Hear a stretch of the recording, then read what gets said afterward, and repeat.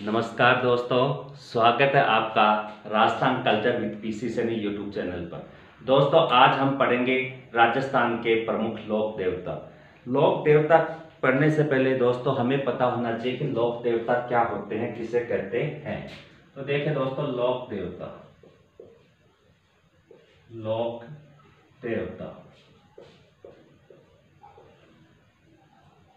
लोक देवता का मतलब होता है लोगों ने जिन्हें देवता बना दिया या लोगों ने जिन्हें देवता माना है, उन्हें लोक देवता कहते हैं। अब लोगों ने इनको लोक देवता क्यों माना है, किस आधार पे माना है? तो या तो इनको गौरक्षा के आधार पर कि इन्होंने गौरक्षा की है, गायों की रक्षा की है, या फिर इनके नैतिकता के आधार पर कि इन्होंने नैतिकता के काम किए हैं, या इनकी जो सद्भावना है धर्म के प्रति हो चाहे इंसान के प्रति उनकी सद्भावना, इनकी अच्छे सोच विचार अच्छे कर्मों के कारण इनको लोक देवता के रूप में माना गया है। तो देखें दोस्तों कि एक तो होता है लोक देवता, एक है लोक देवता और एक होते हैं दोस्तों पीर। लोक देवता और पीर क्या है दोस्तों? देखिए दोस्तों कि हिंदू धर्म के अंदर जितने भी देवता हुए हैं उन्हें लोक देवता कहा है। और पीर कहते हैं मुस्लिम लोक देवता, जो मुस्लिम जिनकी पूजा की जाती है, मुस्लिम लोग के द्वारा, मुस्लिम धर्म के द्वारा जिनकी पूजा की जाती है उन्हें पीर कहते हैं। और हिंदू धर्म के द्वारा जिनकी पूजा की जाती है उन्हें लोक देवता कहते हैं। तो राजस्थान में, या मैं ये कहूँ कि हिंदू धर्म के अंदर जितने भी लोक देवता हैं उनकी पूजा हिंदू धर्म में की जाती है, और मुस्लिम धर्म के जितने भी पीर हैं उनकी पूजा मुस्लिम धर्म में की जाती है। लेकिन राजस्थान के 5 लोक देवता ऐसे हैं जिनकी पूजा हिंदू भी करते हैं और जो उनकी पूजा मुस्लिम भी करते हैं। तो उनकी पूजा हिंदू और मुस्लिम दोनों करते हैं, इसलिए उन्हें पंचपीर कहते हैं। तो देखिए दोस्तों, वो पंचपीर कौन कौन से हैं? तो हम आज की हेडिंग डाल लेते हैं, राजस्थान के प्रमुख लोक देवता।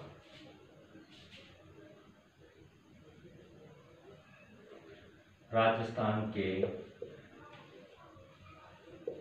प्रमुख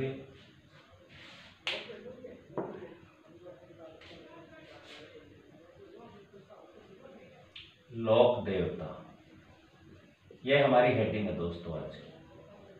अब हम बात करेंगे पंचपीर। पंचपीर कौन कौन से लोक देवता हैं जो पंचपीर कहलाते हैं? एक है रामदेव जी, जो पंचपीर कहलाते हैं। एक है हड़बूजी साखला, हड़बूजी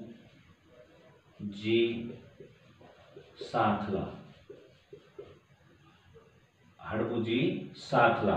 एक तो है रामदेव जी, एक है हड़बूजी साखला, एक है पाबूजी राठौड़। एक कौन से है? पाबूजी राठौड़। एक है जो है गोगाजी चौहान,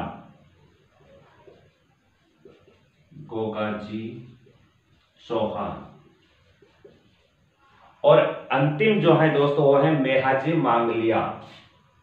कौन से हैं? मेहाजी मांगलिया।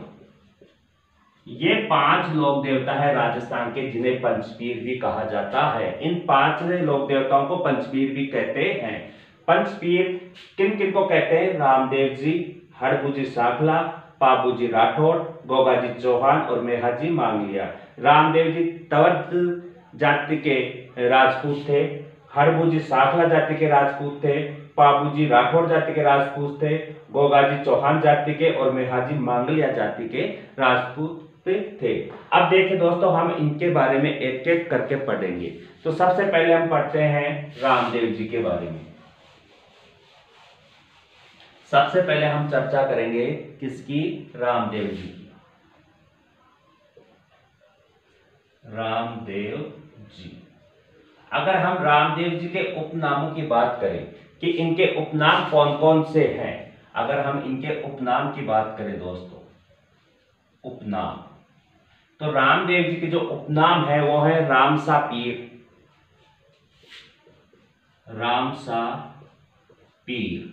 इन्हें रामसा पीर भी कहते हैं।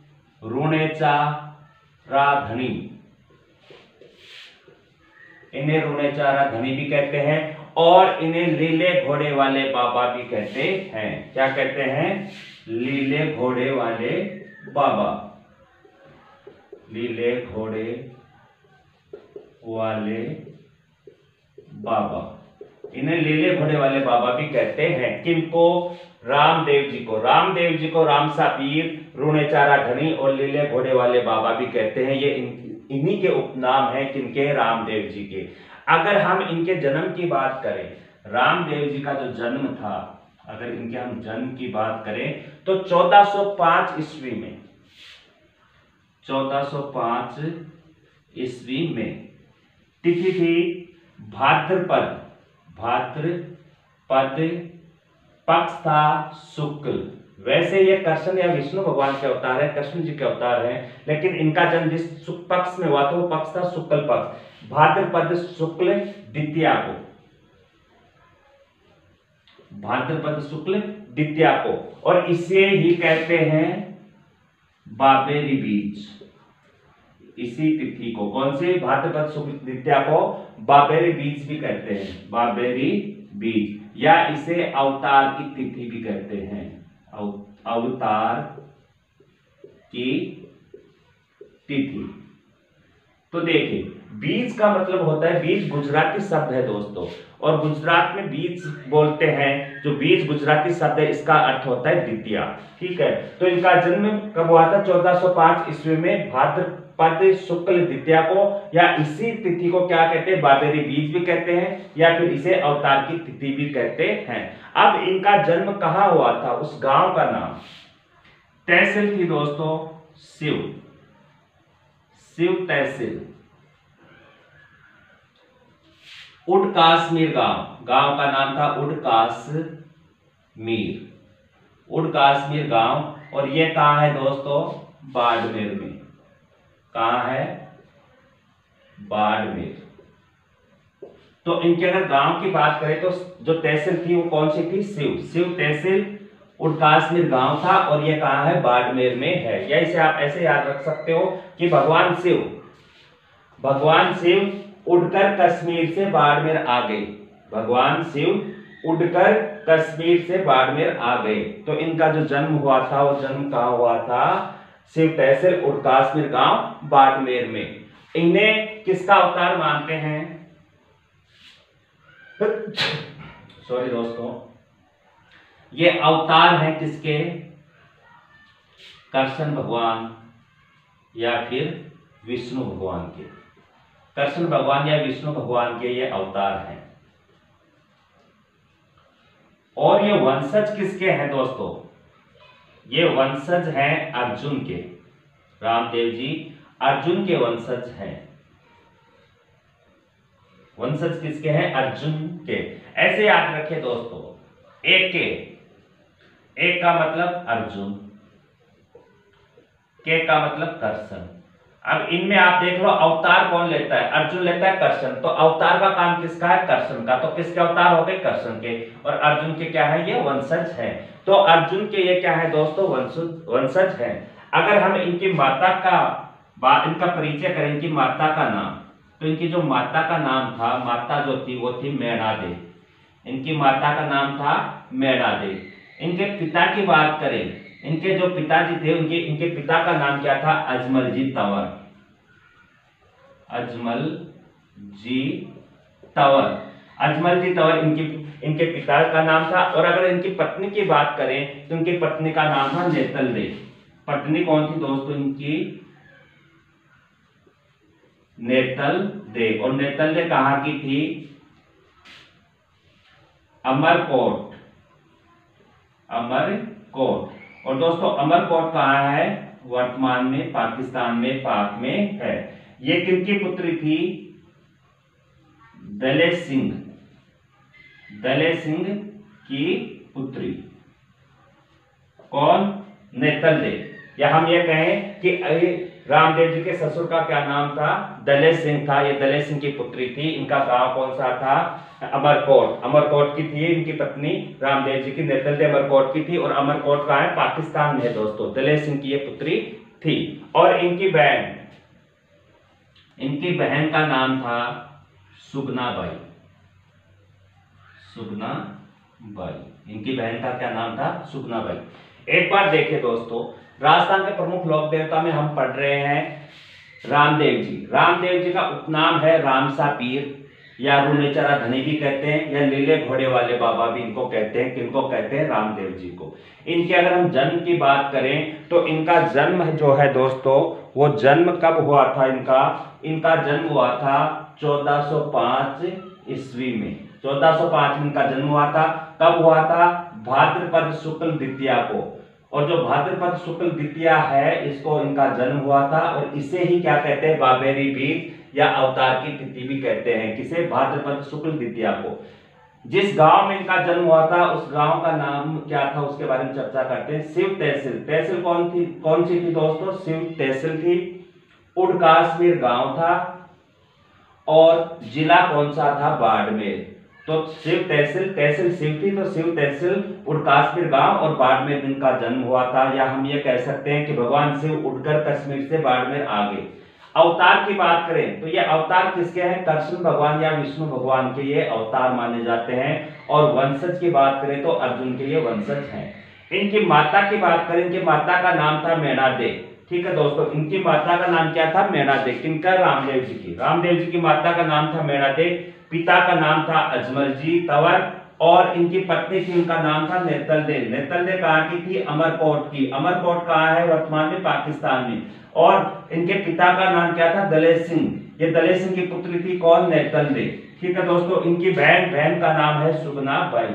यहां तक क्लियर है दोस्तों? एक बार इसका स्क्रीनशॉट लीजिए, फिर हम आगे बढ़ते हैं।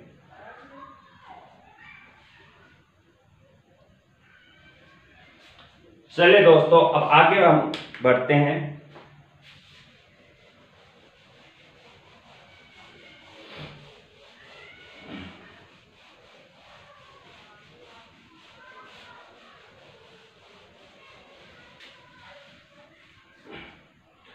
इनके गुरु की बात करें।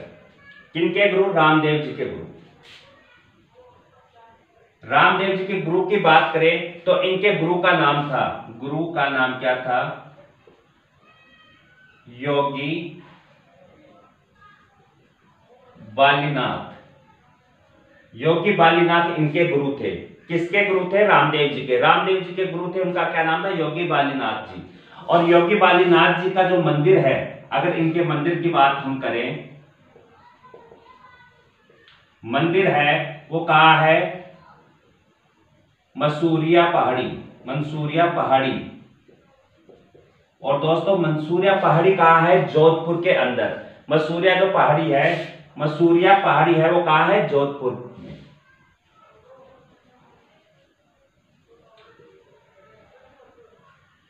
मसूरिया पहाड़ी पर इनके गुरु का मंदिर बना हुआ है, और वहां पर रामदेव जी का मंदिर भी है। कहां पर? मसूरिया पहाड़ी के ऊपर। रामदेव जी की यात्रा जब की जाती है तो वो यात्रा यहीं से निकलती, इनके गुरु के मंदिर से ही निकलती है।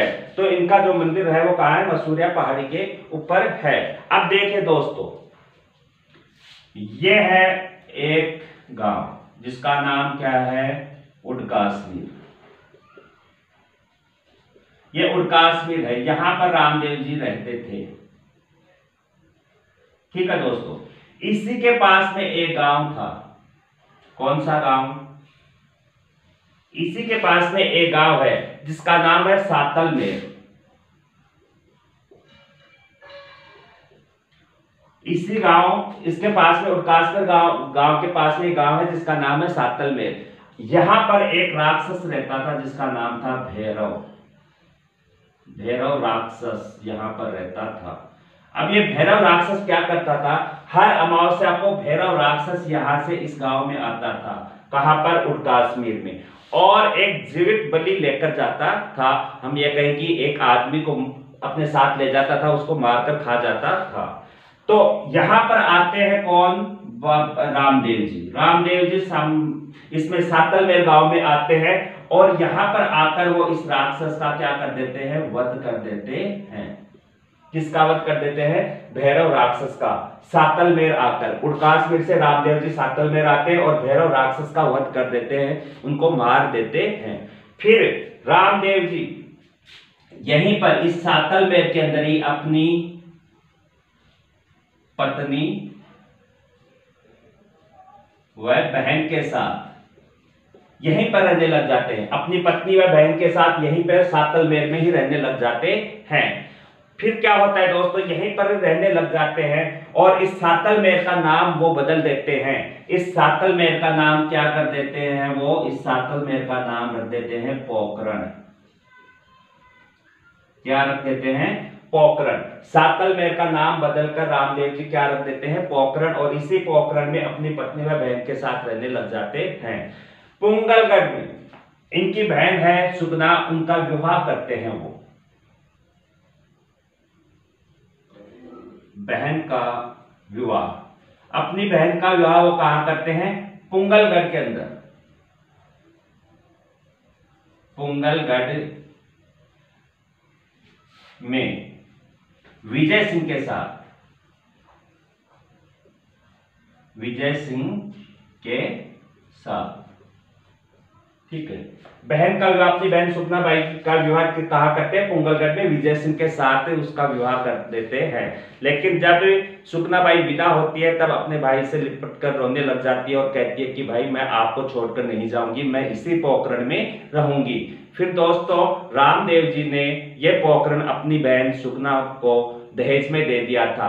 कुछ लोग ये कहते हैं, कुछ ग्रंथों में या कुछ किताबों में यह भी लिखा हुआ है कि रामदेव जी ने पोखरण अपनी बहन को नहीं, अपने भाई, उनके भाई का नाम था विरमदेव, विरमदेव की लड़की अर्थात अपनी भतीजी को दान दहेज में दिया था। तो फिर क्या हुआ, जब अपनी बहन को ये पोखरण इन्होंने क्या कर दिया, दहेज में दे दिया। ये जो पोखरण था वो दहेज में दे दिया, दहेज में दे दिया। तो जब दहेज में दे दिया तो पहले लोग बहन के घर का पानी पीना भी उचित नहीं समझते थे, इसलिए यहां से रामदेव जी निकल जाते हैं। पोखरण से रामदेव जी चले जाते हैं। पोखरण से रामदेव जी कहां जाते हैं, रोनेचा। रोनेचा जाने से पहले इस तरह का एक पेड़ बना हुआ है दोस्तों, इस तरह का एक पेड़ था, यहीं पर रामदेव जी बैठ जाते हैं। इस पेड़ के नीचे रामदेव जी बैठ जाते हैं। यहां पर एक छोटी सी लड़की आती है, यहां पर एक छोटी सी लड़की आती है जिसका नाम क्या है, डाली बाई। यहां पर डाली बाई मेघवाल, मेघवाल जाती थी, डाली बाई मेघवाल यहीं पर आती है और वो रामदेव जी के पास आकर रोने लग जाती है। तो रामदेव जी उनसे पूछते हैं कि आप क्यों रो रहे हो। तब वह कहती है कि मेरा नाम डाली बाई मेघवाल है, मैं मेघवाल जाति की हूं, मुझे यहाँ के लोग नीच जाति का समझते हैं, नीची जाति का समझते हैं, इसलिए वो मेरे को बहुत परेशान करते हैं। इस कारण से रामदेव जी डाली बाई को, रामदेव जी डाली बाई को अपनी धर्म की बहन बनाते हैं, अपनी धर्म की बहन बनाते हैं। क्या, किसको, डालीबाई मेघवाल को। और डालीबाई मेघवाल को अपनी धर्म की बहन बनाते हैं और यहां से फिर कहां चले जाते हैं, रोनेचा। यहां से रोनेचा चले जाते हैं। कौन, रामदेव जी और डालीबाई रोनेचा चले जाते हैं। रोनेचा जाने के बाद धार्मिक भेदभाव को मिटाने के लिए रोनेचा चले जाते हैं और रोनेचा जाने के बाद धर्म भेदभाव को, धार्मिक भेदभाव को मिटाने के लिए एक पंथ चलाते हैं जिसका नाम क्या है, कामड़िया पंथ। तो हम यहां लिख सकते हैं कि धार्मिक भेदभाव को मिटाने के लिए रोनेचा से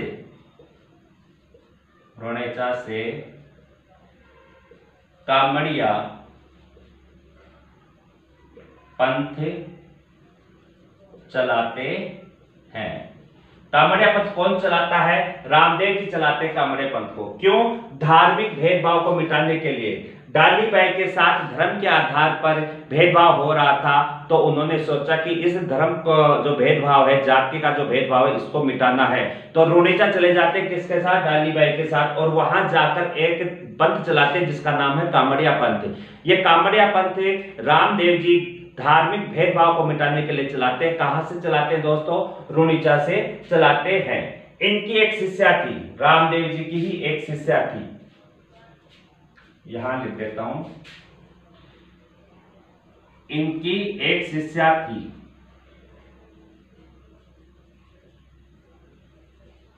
जिसका नाम क्या था? आई माता। जिसका क्या नाम था? आई माता था। इनकी एक शिष्या थी किनकी? रामदेव जी की। उनका नाम क्या था? आई माता। और आई माता भी एक पंथ चलाती है जिसका नाम क्या है? आई पंथ। तो इन्होंने भी क्या किया? आई पंथ चलाया। आई पंथ चलाया। तो आई पंथ किसके द्वारा चलाया गया? रामदेव जी की शिष्या आई माता के द्वारा इन्होंने आई पंथ चलाया। किन्होंने? आई माता ने। आई माता कौन थी? रामदेव जी की शिष्या थी। उसके बाद क्या होता है दोस्तों? कामड़िया पंथ की महिलाएं, इसके बारे में हम लिख सकते हैं कि कामड़िया पंथ, कामड़िया पंथ किसने चलाया था? रामदेव जी ने। तो कामड़िया पंथ की महिलाएं जो हैं वो क्या करती हैं? कामड़िया पंथ की महिलाएं एक नृत्य करती हैं।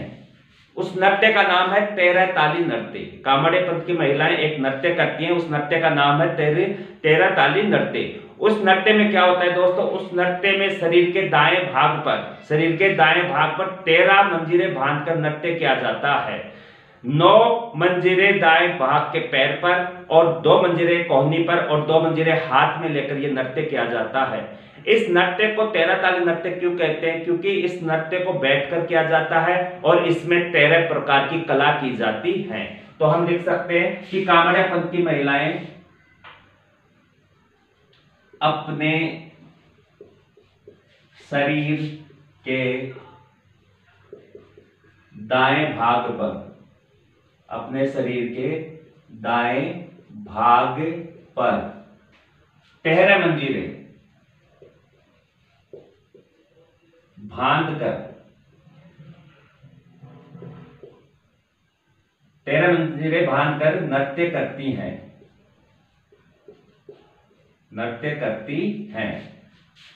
9 मंजीरे दाएं पैर पर, 2 कोहनी, दाएं भाग आ गए ना, तो 2 कोहनी पर और 2 हाथ में लेकर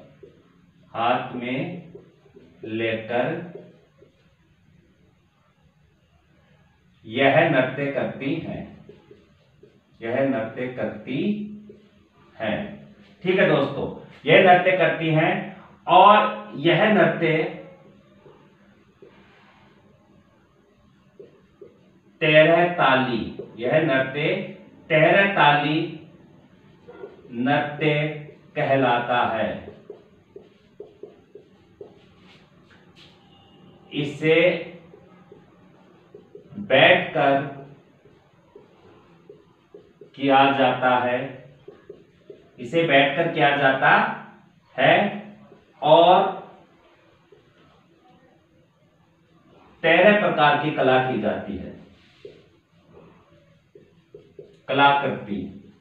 13 प्रकार की कलाकृति की जाती है, इसलिए इसे 13 ताली नृत्य कहा जाता है। और इस नृत्य का प्रमुख केंद्र कहां होता है दोस्तों? रुणिचा में। अगर हम इस नृत्य की बात करें, नृत्य का प्रमुख केंद्र, इस नृत्य का प्रमुख केंद्र कहां है? प्रमुख केंद्र रुणिचा। और रुणिचा आपको पता है कहां है? जैसलमेर के अंदर। ठीक है। और इसमें जो मेघवाल जाति के लोग होते हैं, मेघवाल जाति के भक्त, जो मेघवाल जाति के भक्त होते हैं वो क्या कहलाते हैं? रखिया कहलाते हैं। मेघवाल जाति के भक्त रखिया कहलाते हैं।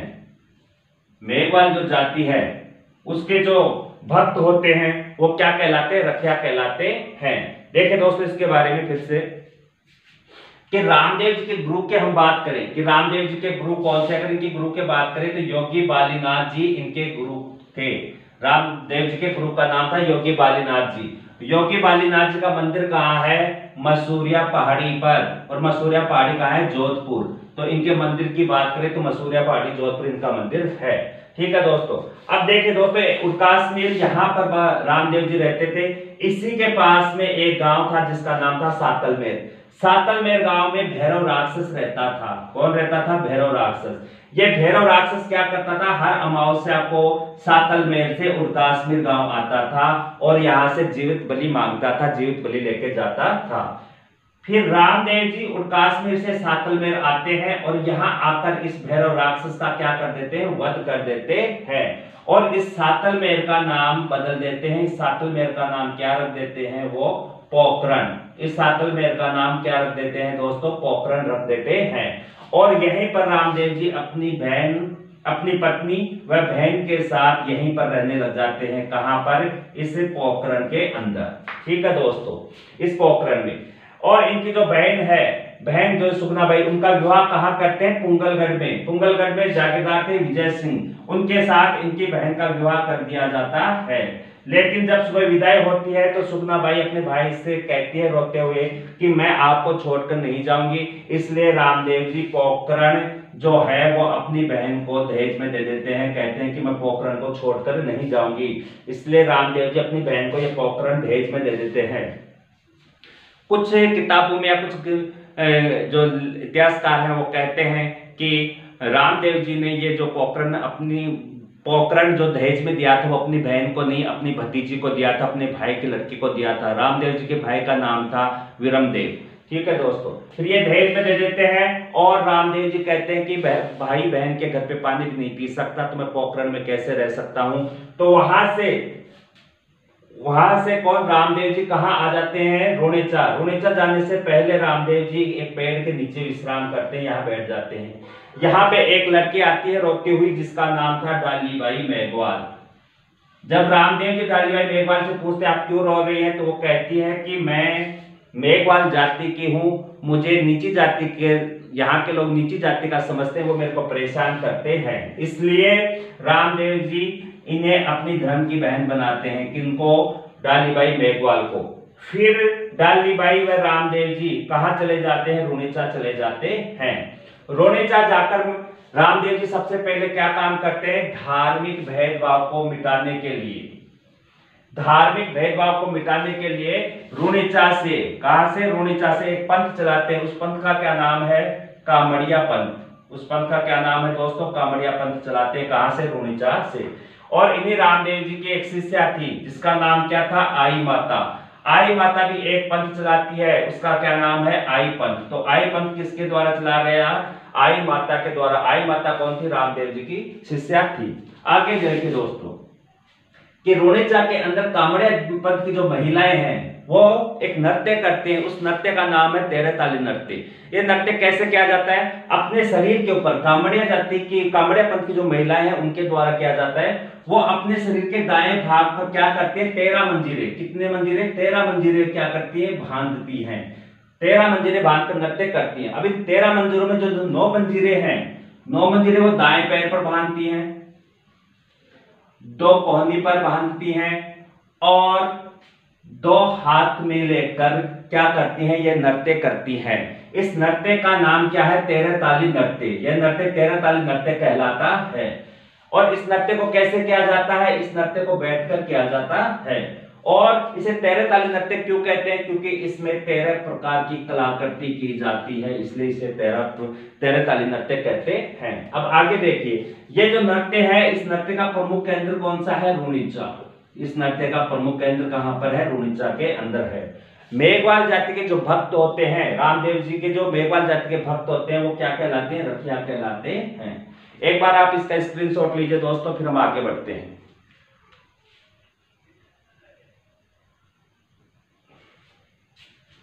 चलिए दोस्तों आगे और जानते हैं रामदेव जी के बारे में।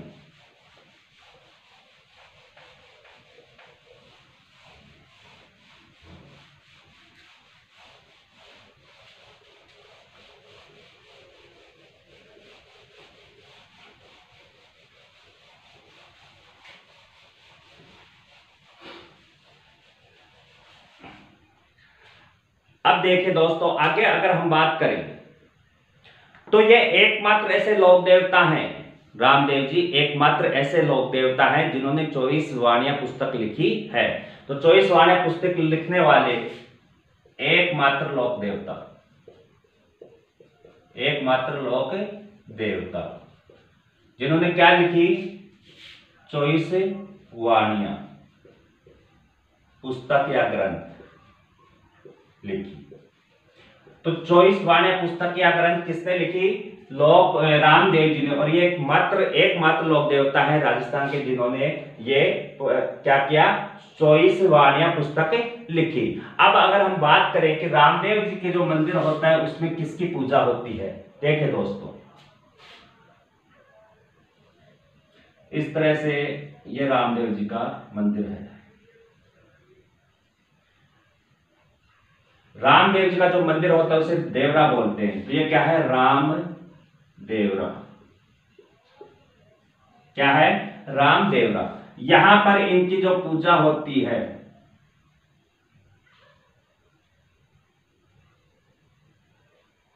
वो इनके पद चिन्हों की होती है, पद चिन्ह।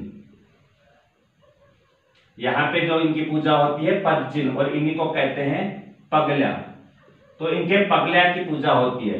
ये 5 रंग का इनका ध्वजा होता है। कितने रंगों का होता है, 5 रंगों का। 5 रंगों का क्या होता है, ध्वजा होता है। और इस ध्वजा को क्या कहते हैं, नेजा। 5 रंगों की जो ध्वजा रामदेव जी के मंदिर पे लहराती है उसे क्या कहते हैं, नेजा कहते हैं। तो अगर हम बात करें कि पूजा किसकी होती है इनके मंदिर में, जो मंदिर होता है उसे देवरा बोलते हैं, तो पूजा पगल्या की, पूजा पगल्या की, और ध्वजा 5 रंगों की, और वो क्या कहलाती है, नेजा। 5 रंगों की नेजा कहलाती है। क्या कहलाती है, नेजा कहलाती है। और अगर हम बात करें कि रात्रि में जो जागरण होता है उसे जम्मा कहते हैं। रामदेव जी का जो रात्रि में जागरण होता है, रात्रि जागरण, जो रात्रि जागरण है वो क्या कहलाता है, जम्मा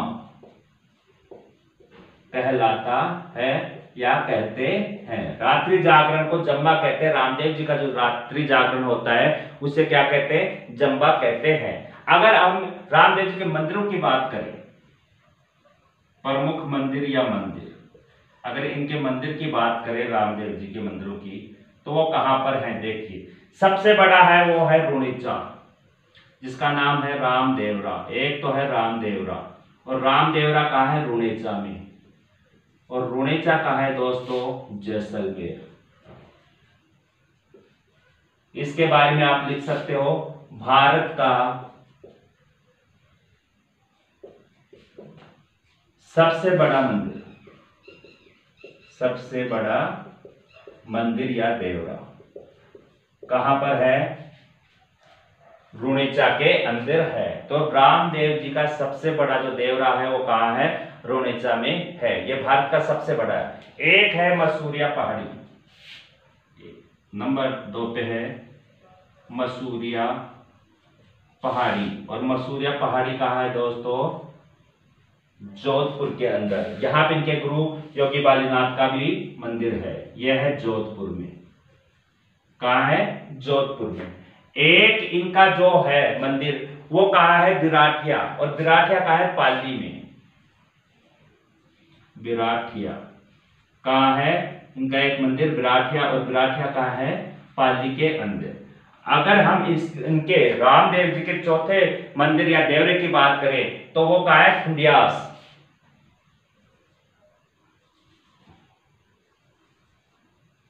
खुंडियास। और खुंडियास कहां है, अजमेर में। अजमेर। जो खुंडियास है वो कहां है, अजमेर में है। इसे राजस्थान का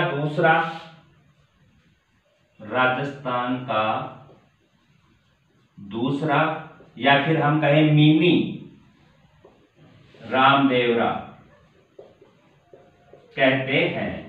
राजस्थान का दूसरा या मिनी रामदेवरा कहां है, खुंडियास, और खुंडियास कहाँ है? अजमेर में। खुंडियास जो रामदेवरा है, जो मंदिर है किसका? रामदेव जी का, वो राजस्थान का दूसरा या मिनी रामदेवरा कहलाता है। और अगर हम बात करें कि भारत का, अगर हम किसकी बात करें? भारत की बात करें कि भारत का छोटा रामदेवरा कहाँ है? भारत का छोटा रामदेवरा, तो भारत का छोटा रामदेवरा कहाँ है? गुजरात में। भारत की बात करें तब, राजस्थान की बात करें तब कहाँ है? खुंडियास में। अगर भारत की बात करें तो कहाँ है? गुजरात के अंदर है। ठीक है दोस्तों। अब देखिए दोस्तों, अगर इनके मेले की बात करें कि रामदेव जी का मेला कब लगता है, तो अगर हम इनके मेले की बात करें तो इनका मेला लगता है भाद्रपद शुक्ल द्वितीया से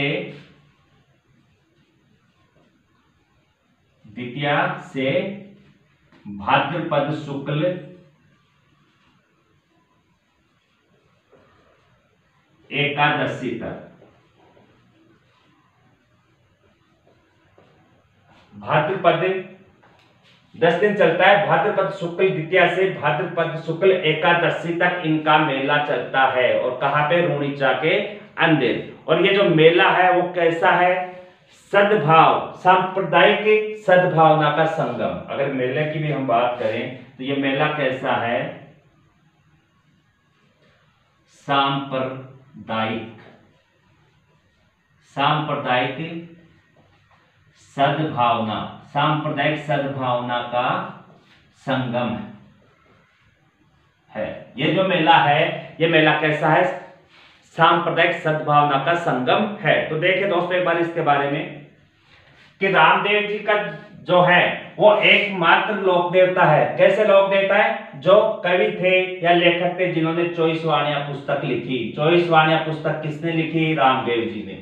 इनकी जो पूजा होती है, इनके मंदिर में जो पूजा होती है, वो पूजा किसकी होती है? पगला की होती है।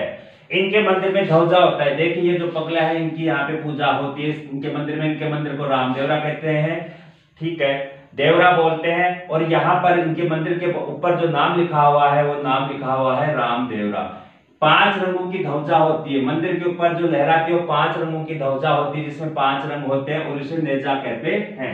तो देखिए दोस्तों कि पूजा किनकी? पगलों की होती है। 5 रंगों की ध्वजा होती है, उसे क्या कहते हैं? नेजा कहते हैं या नेजा कहलाती है।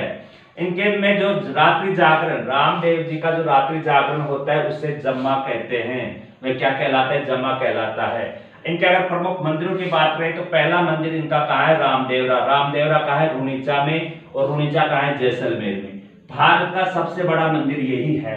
किनका? रामदेव जी का सबसे बड़ा मंदिर भारत में है, वो कहाँ है? रूणीचा के अंदर है। दूसरा मंदिर है इनका मसूरिया पहाड़ी पर। मसूरिया पहाड़ी कहाँ है? जोधपुर में। यहीं पर इनके गुरु योगी बालीनाथ जी का मंदिर भी है। तीसरा मंदिर की अगर हम बात करें, तीसरा मंदिर इनका विराटिया। विराटिया कहाँ है? पाली में है। चौथा मंदिर इनका है खुंडियास। खुंडियास में। खुंडियास कहाँ है? अजमेर के अंदर है। और यह राजस्थान का दूसरा या मिनी रामदेवरा है। दूसरा या मिनी रामदेवरा राजस्थान का। अगर भारत की बात करें कि भारत का दूसरा या छोटा जो रामदेवरा है वो कहाँ है? भारत का छोटा रामदेवरा जो है वो कहाँ है दोस्तों? वो है गुजरात के अंदर, गुजरात में है। मेले की बात करें, इनका मेला कब लगता है? भाद्रपद शुक्ल द्वितीया से, जिस दिन इनका जन्म हुआ था तब से लेकर भाद्रपद शुक्ल एकादशी तक इनका मेला चलता है। और इनका जो मेला है वो मेला कैसा है? सांप्रदायिक सद्भावना का संगम है। एक बार इसका स्क्रीनशॉट लीजिए दोस्तों, फिर थोड़ी सी बातें और रह गई हैं, उनके बारे में चर्चा करते हैं। चलिए दोस्तों अब आगे बढ़ते हैं।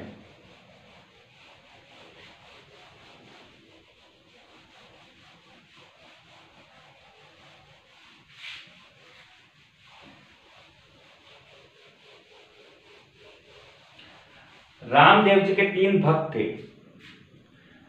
इनके अगर भक्त की बात करें तो इनके 3 भक्त हैं। एक है जिनका नाम क्या है? रत्ना नायिका। एक भक्त है जिनका नाम है रत्ना नायिका। एक है उनका नाम है लक्की बंजारा। और जो तीसरे जो हैं इनके कौन जो भक्त हैं वो हरजी भाटी, हरजी भाटी। ये इनके 3 भक्त हैं। किनके 3 भक्त हैं दोस्तों? ये 3 जो भक्त हैं वो रामदेव जी के हैं। अगर हम करें कि मक्का मदीना से, देखिए दोस्तों, मक्का मदीना से 5 पीर आए थे, 5 पीर आए थे इनकी परीक्षा लेने के लिए। वो यहाँ पर आते हैं और जब वो रुड़ीचा में आते हैं तो एक पीपली के नीचे रुकते हैं।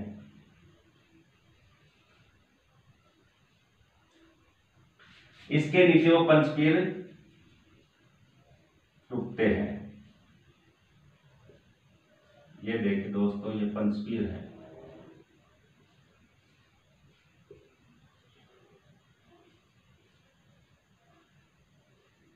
ये 5 पीर यहां आकर रुकते हैं, इसलिए इस पीपली को कहते हैं पंच पीपली, पंच पीर पीपली। ठीक है दोस्तों, यहां पर ये रुकते हैं और यहां पर ये रुककर क्या करते हैं दोस्तों?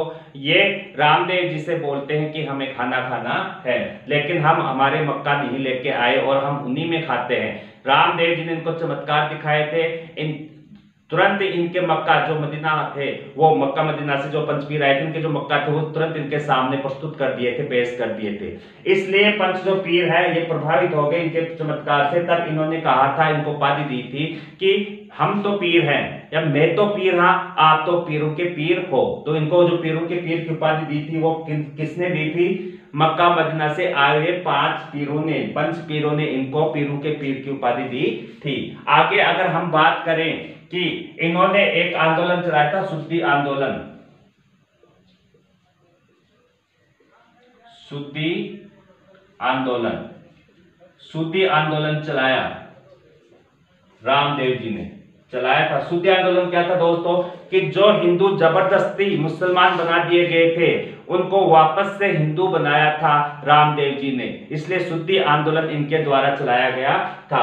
आगे अगर हम बात करें, इनके जो पैदल यात्री हैं, रामदेव जी के जो पैदल यात्री होते हैं वो जातरू कहलाते हैं। पैदल यात्री जातरू,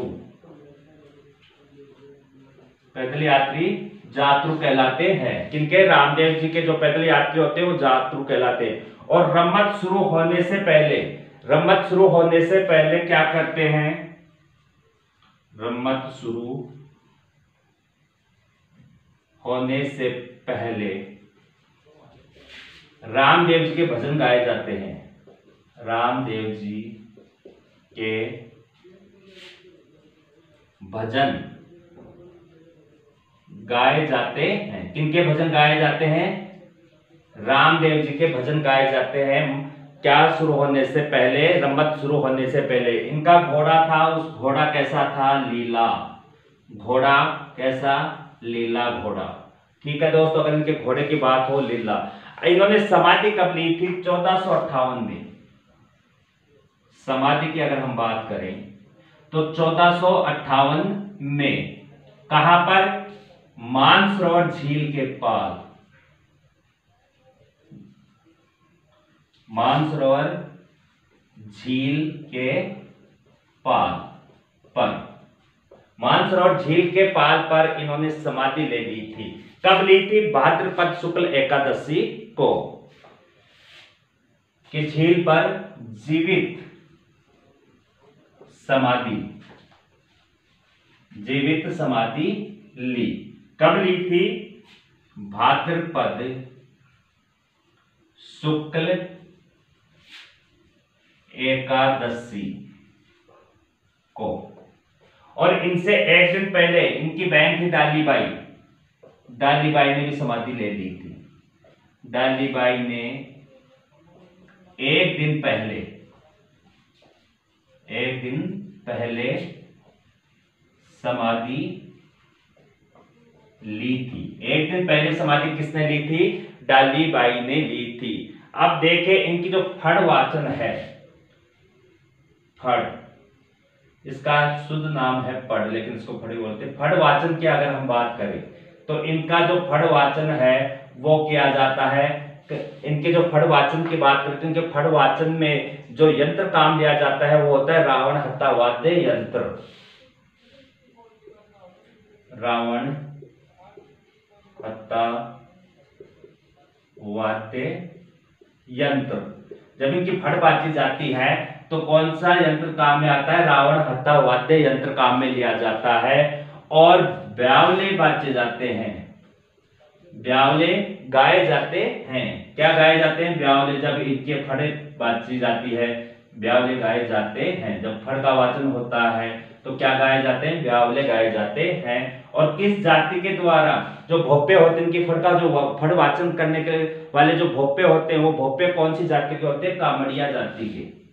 तो हम कहें कामड़िया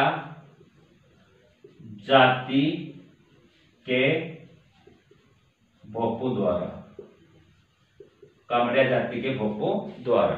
तो यह था दोस्तों हमारा रामदेव जी जो लोक देवता थे। एक बार देख लीजिए, रामदेव जी के 3 भक्त थे। एक भक्त है रत्ना नायका, एक लक्की बंजारा, एक हरजी भाटी। इन्होंने शुद्धि आंदोलन भी चलाया था। शुद्धि आंदोलन क्या था कि जिन जो हिंदू थे उनको जबरदस्ती मुस्लिम बना दिया गया था, उन्हें वापस से हिंदू बनाए गए थे। इसलिए यह शुद्धि आंदोलन भी रामदेव जी के द्वारा चलाया गया। पैदल जो यात्री होते हैं वो जात्रु कहलाते हैं। रामदेव जी के जो पैदल यात्रा कर जो भक्त जाते हैं वो क्या कहलाते हैं? जात्रु कहलाते हैं। रमत शुरू होने से पहले रामदेव जी के क्या गाए जाते हैं? भजन गाए जाते हैं। कब रमत शुरू होती है उससे पहले। इनका जो घोड़ा है उस घोड़े का नाम क्या है? लीला घोड़ा। और इन्होंने समाधि कब ली थी? 1458 में। मानसरोवर झील, मानसरोवर झील का है? रुणेचा में है। मानसरोवर झील का है? रुणेचा, ठीक है। रुणेचा के पाल पर जीवित समाधि ले ली थी। तिथि क्या थी? भाद्रपद शुक्ल एकादशी को। उस दिन जो डेट दिनांक थी वो थी भाद्रपद शुक्ल एकादशी को जीवित समाधि ले ली थी। कहां पर? मानसरोवर झील के पाल पर। कब? 1458 में। और इनसे एक दिन पहले, रामदेव जी से एक दिन पहले यहीं पर इनकी जो बहन थी, धर्म की बहन डालीबाई मेघवाल ने भी समाधि ले ली थी। अगर हम बात करें फड़ वाचन की, तो फड़ वाचन में जो वाद्य यंत्र काम में आता है वो होता है रावण हत्ता। और उस समय क्या गाए जाते हैं? रामदेव जी के ब्यावले गाए जाते हैं, ब्यावले गाए जाते हैं। और किस जाति के भोपू के द्वारा? कामड़ जाति के भोपू के द्वारा। तो दोस्तों ये था रामदेव जी जो हमारे क्या थे? राजस्थान के प्रमुख लोक देवताओं में से एक लोक देवता, पंचपीर में से एक पंचपीर थे। तो दोस्तों अगर आपको ये क्लास पसंद आई है तो ज्यादा से ज्यादा इसे लाइक करें, शेयर करें और चैनल पे नए हो तो सब्सक्राइब जरूर करें। सब्सक्राइब के पास बेल आइकन है उसको प्रेस करें ताकि जैसे ही मैं कोई भी क्लास अपलोड करूंगा यूट्यूब पे उसका नोटिफिकेशन आपके पास पहुंच जाए। थैंक यू दोस्तों, शुक्रिया दोस्तों।